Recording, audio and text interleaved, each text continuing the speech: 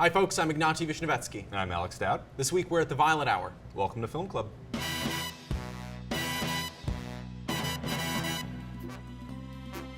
So here we've got Bond having gone rogue for presumably like the 100th time. Yeah. He's always being benched.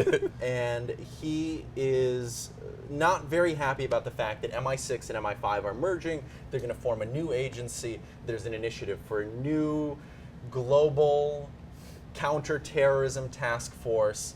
And of course he goes rogue again because he's trying to track this secret cabal of villains, which is Spectre. Right, which was first introduced in Dr. No, the first Bond film. And it's kind of the last big puzzle piece of the franchise that's falling into place. Right. The Daniel Craig movies, Casino Royale, Quantum of Solace, Skyfall, and now Spectre, they're in large part about other James Bond movies. If you think of these four Craig films as the origins of Bond, we have introduced his major adversary. Speaking of which, he's pitted against Christoph Waltz, a man born to play a Bond villain. And yet he's not... He's very much underutilized. I think he's pretty ineffectual, actually. But part of me wonders how much of that is that we've come to sort of expect this sense of false civility from Christoph Waltz. How many times can he go back to that well?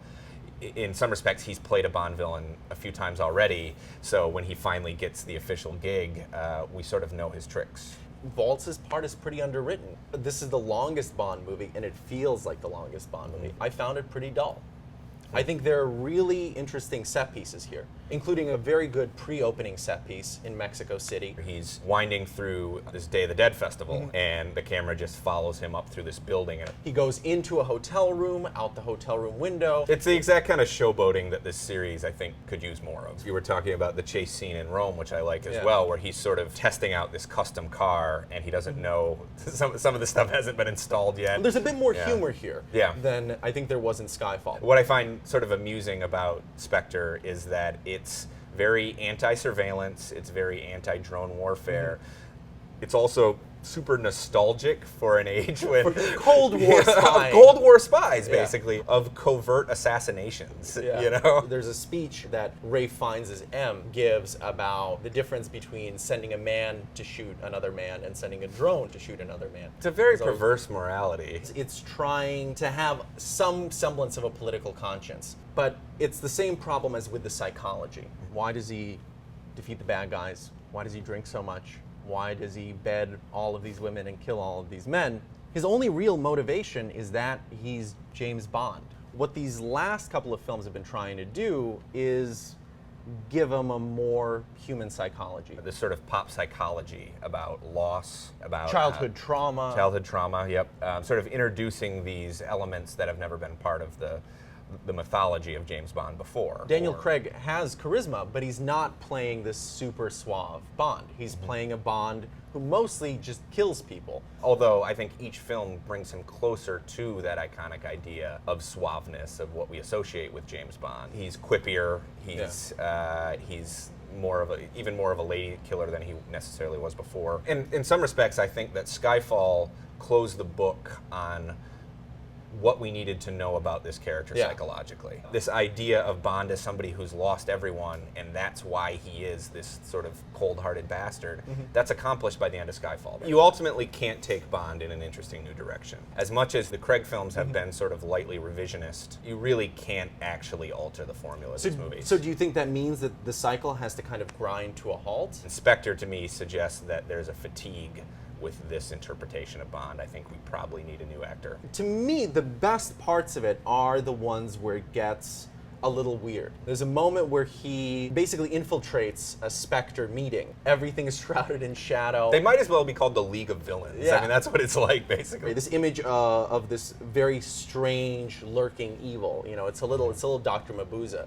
And there's a scene where he actually goes to a Spectre compound that's in the middle of the desert, where they're picked up by an antique Rolls Royce, and you know, there are all of these sort of butlers and waiters, and it has this weird, absurd sense of humor. And I feel like the movie needs more of that. It needs more of this sense of the macabre. And I think a lot of that comes from Mendes, who it certainly has to be the most accomplished and acclaimed director to ever make a James Bond movie. This series has historically fallen in the hands of journeymen and someone who's not going to mess with the formula. Right, exactly. But Mendes is the first one in a long while, I would say, to put what feels like a somewhat distinctive stamp on it. I just don't know if this particular script in this particular movie really suits that. And I don't think I'm alone in this, but I tend to enjoy James Bond movies almost entirely as aesthetic objects. I think Mendes does too, though. I think he's all about the cosmetics of James Bond. You know, he's interested in the cool cars, in the suits. The Sam Smith song that plays over the opening credits is almost like a microcosm of the movie. There's this good sort of John Barry-esque string